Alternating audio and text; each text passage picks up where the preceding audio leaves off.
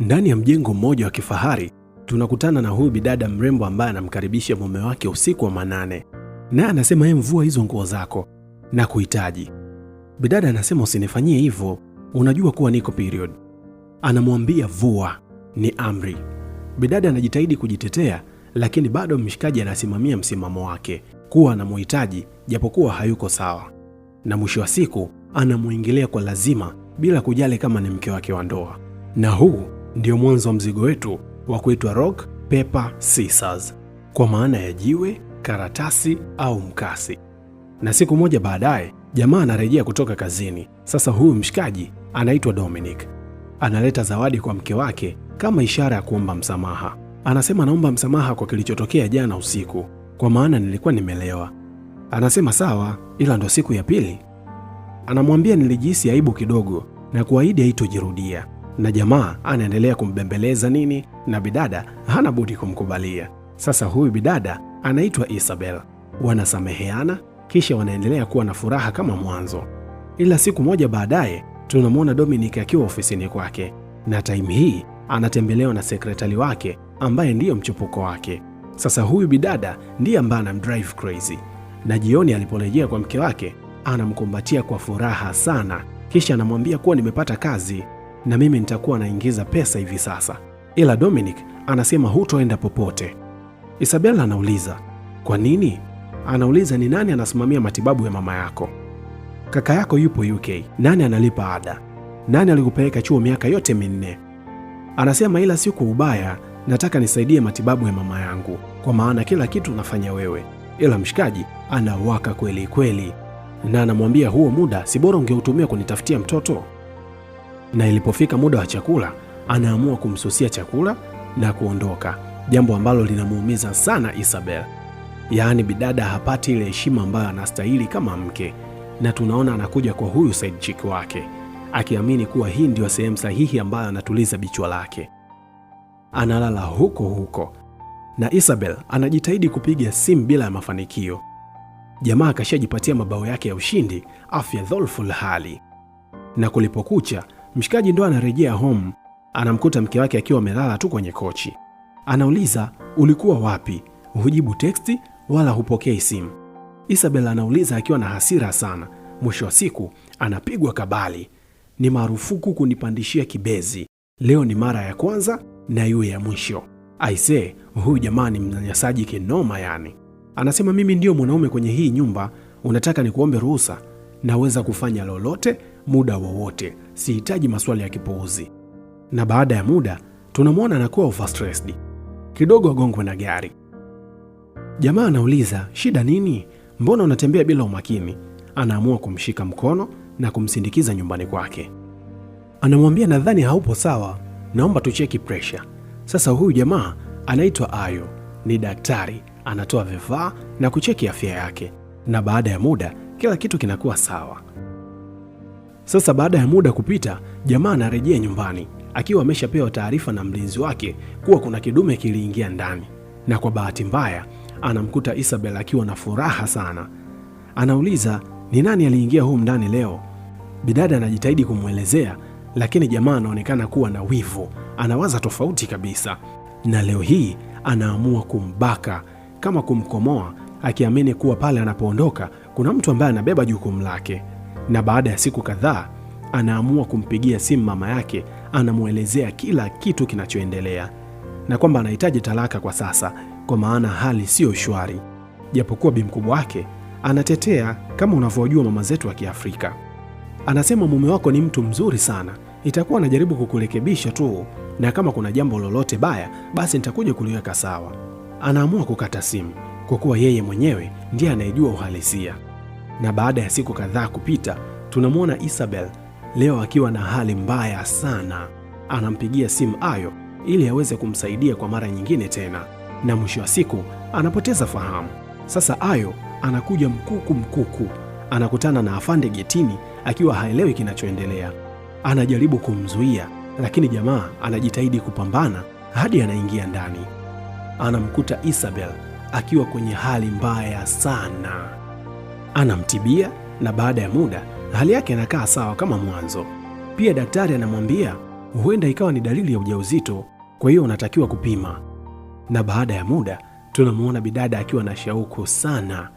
Ndipo tunagundua kuwa bidada ni mjamzito, na furaha inatawala sana usoni kwake kiasi kwamba anaandaa maua na mazingira mazuri kwa ajili ya kumsurprise Dominic. Lakini jambo la kushangaza, leo hii anakuja na mchepuko wake hadi nyumbani, siku ambayo ilitakiwa kuwa special sana kwao. Anauliza, huyu amefuata nini hapa? Anasema amekuja kulala kwa maana usafiri umekuwa ni changamoto sana kwake. Isabel anachoka sana. Sasa nirejee kwako mtazamaji, kama ungekuwa wewe ni Isabel, ungefanya nini nyakati kama hizi? Niandikie hapo chini kwenye comment. Anasema umeamua kunivunjia heshima, si ndio? Yaani umemleta mchepuko wako hadi nyumbani? Yaani umekosa aibu kabisa. Anajibu ndio, nimemleta na nitalala naye. Kwani vipi? Wakati anajaribu kuwaka tu, anampiga ngumi ya tumbo bila kujua kuwa mke wake ni mjamzito, na kipigo kinaendelea, yaani kama mwizi. Mwisho wa siku anadondoka kwenye ngazi na kuanguka vibaya sana. Na baada ya siku kadhaa tunaona wakirejea kutoka hospitali, Isabel akiwa na hali mbaya sana. Dominic anaonekana kujutia kwa kile alichokifanya, kwa maana ana uhitaji mkubwa sana wa mtoto. Naye kila anachoambiwa anajibu tu, umemuua mtoto wangu. Na safari hii hataki mazoea kabisa yani. Na leo hii tunamwona amekuja tena kwa huyu mchepuko wake. Na wakati mshikaji amekaa, bidada anamkaribisha mgeni wa kiume na anasema alisahau chaji yake. Sasa hapa alikuja kufanya nini? Mimi na wewe hatujui. Na Mwamba bila kuchekesha anamzaba kibao. Anauliza, hiki kibao ni cha nini sasa? Anasema, nani analipa kodi ya nyumba? Nani anakufanyia kila kitu? Mwamba anawaka kweli kweli. Anasema, mimi siwezi kukaa tu hapa alafu eti mtu anasifia shepu yako na wewe unajichekesha tu. Na mchepuko hajazoea mambo haya kabisa. Anamwambia, kumbe unaniona mimi mshamba kama mke wako, si ndio? Kwa kuwa unanihudumia, unaona kama nimekaa kinyonge. Mimi ni mtoto wa kitaa bro, nimekulia Uswazi. Unavotaka nataka, unavokuja ndio ninavokupokea. Kumbuka hujanioa, kwa hiyo usinipangie maisha. Mwamba anaona mambo yasiwe mengi. Mbona kama nimezama chaka la wauni? Anabembeleza ili kila kitu kiwe sawa. Na hapa ndipo ambapo tunasema usiache mbachao kwa msala upitao. Kwa maana mke wake amekubaliana na kila kitu, lakini mchepuko kibao kimoja tu, kila mtu anapita njia yake. Na baada ya siku kadhaa kupita, leo mama yake Isabel anakuja baada ya kusikia kuwa mwanae amepoteza ujauzito. Na anauliza, shida nini? Maana malalamiko yamekuwa mengi sana. Simu zimekuwa nyingi sana sasa hivi. Anasema amenisukuma kwenye ngazi hadi chini. Anasema punguza sauti sasa. Anasema sijali, kwa maana ningekufa mama. Ila hujafa, ni mzima, hujafa. Unatakiwa kubalansi hasira yako. Punguza sauti unapoongea na mumeo. Nilikuelekeza yote haya, usimfanye akuumize. Muda wanaendelea kupata mazungumzo. Mwamba naye anarudi kutoka kazini. Isabel anastuka sana, lakini jambo la ajabu, mshikaji anampokea bi mkubwa vizuri sana. Na anasema, mbona hujaniambia kama mama anakuja? Wanafurahi na kuendelea kupata mazungumzo. Siku moja baadaye anamkuta bi mkubwa jikoni akiwa anasaidia kazi ya kupika. Na mara Dominic anaonyesha utofauti kidogo, kwa maana sisi hatujazoea kumuona hivi. Anaingia jikoni na kusaidia mapishi, jambo ambalo linamshangaza sana mke wake. Anamuuliza, ina maana leo nataka kunisaidia mapishi? Anamwambia, vipi, kwani kuna tatizo? Naye anasema hapana. Anafurahi kwa kuwa huyu ndiye mume ambaye anahitaji kumuona. Ila baada ya muda anasahau simu yake jikoni na Isabel anafuma teksti za mchepuko wake. Anamfuata mkuku na kumuuliza, hiki nini? Ila anasema, bi mkubwa yupo hapa. Anasema, nimesoma kila kitu. Yaani unachati naye juu ya madhaifu yangu? Huu ni uzalilishaji sasa. Anamzaba kibao. Kisha anaendelea kumpiga mbele ya bi mkubwa wake. Mama naye anasogea, lakini naye anapigwa kibao. Yaani hii inathibitisha kuwa Mwamba haufii lolote. Mlinzi naye anatokea. Anauliza, mbona makelele yamekuwa mengi? Kuna nini? Naye anapigwa kibao. Hii ya leo ni kubwa kuliko.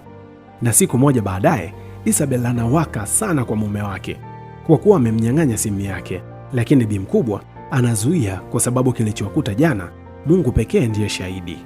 Anamshika mkono na kumwambia, hivi wewe una shida gani? Kwani huchoki kupigwa au unataka tupigwe tena? Anamwambia, wewe huna aibu, yaani unaruhusu binti yako ateseke kwa mikono yako mwenyewe, alafu unatetea, na najua unafanya yote haya kwa ajili ya ubinafsi wako tu. Anatema mate chini, mama naye anamzaba kibao. Anasema, hadi wewe? Ondoka nyumbani kwangu na ufanye haraka sana.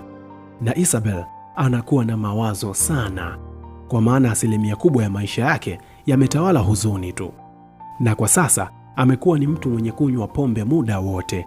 Anaamka ili apate chakula au maji, ndipo anagundua kuwa amefungiwa kwa nje. Hana simu wala njia yoyote ya kupata msaada, na ndani hakuna chakula kabisa. Yani anahangaika huku na kule kutafuta msaada, ndipo anafanikiwa kumwona Ayo ambaye anafanikiwa kuwa kama msaada kwake, naye anaamua kupindukia hadi ndani.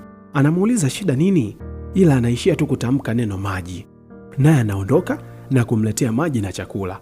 Anakula na kumwelezea kila kinachoendelea, lakini muda anaendelea kupata mazungumzo, Dominic naye anarudi. Kabla Ayo hajavuka geti, wanakutana ana kwa ana na macho yanamtoka kweli kweli.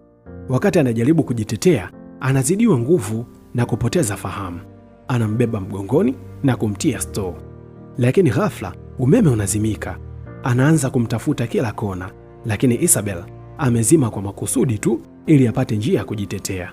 Lakini kabla hajatoroka, anakutana naye mlangoni. Anamweka chini na kujaribu kumuua ili mambo yasiwe mengi, lakini Ayo naye anatokea na kumpiga kichwani. Ama hakika mbio za sakafuni huishia ukingoni. Na huu ndio mwisho wa mzigo wetu pendwa wa kuitwa Rock, Paper, Scissors. Usisahau kusubscribe, kulike na kucomment ili tuburudike zaidi na Swahili Movies kwa siku zijazo. Goodbye.